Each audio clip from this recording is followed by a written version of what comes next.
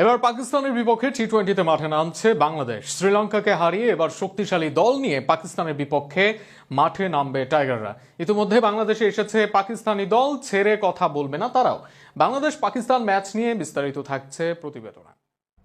শ্রীলঙ্কার মাটিতে ঐতিহাসিক সিরিজ জয়ের পর এবার পাকিস্তানের বিপক্ষে কঠিন পরীক্ষার সামনে দাঁড়াতে যাচ্ছে বাংলাদেশ দল। শ্রীলঙ্কার বিপক্ষে শেষ ম্যাচে দুর্দান্ত পারফরমেন্স করা একাদশ খুব বেশি পরিবর্তনের সম্ভাবনা না থাকলেও কন্ডিশন ও প্রতিপক্ষ বিবেচনায় এক পরিবর্তন নিয়ে ভাবতে পারে টিম ম্যানেজমেন্ট। টপ অর্ডারে তানজিদ হাসান তামিম ও পারভেজ হোসেন ইমন ভালো শুরু এনে দিচ্ছেন। দুই ওপেনারের মধ্যে রয়েছে ব্যালেন্স। তামিমের আগ্রাসী ব্যাটিংয়ের সঙ্গে ইমনেরও দ্রুত রান তুলে আনা দলকে শক্ত ভিত দিচ্ছে। 3 নম্বরে লিটন কুমার দাস ফর্মে ফিরতে মরিয়া এবং গত 2 ম্যাচে রান পেয়েছেন টাইগার ক্যাপ্টেন। 4 নম্বরে তাওহিদ হৃদয় এখন দলের অন্যতম ভরসার নাম। স্ট্রাইক রোটেট করতে যেমন পারদর্শী, তেমনি বড় শট খেলতেও দক্ষ।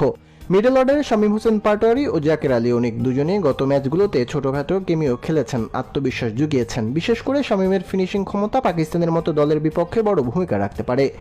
অলরাউন্ডার হিসাবে শেখ মেহেদী দলে ভারসাম্য আনছেন। স্পিন ও ব্যাটিং দুই বিভাগে অবদান রাখছেন নিয়মিত। স্পিন আক্রমণে রিশাদ হোসেন বড় ভূমিকা হয়ে উঠেছেন প্রতিপক্ষের জন্য।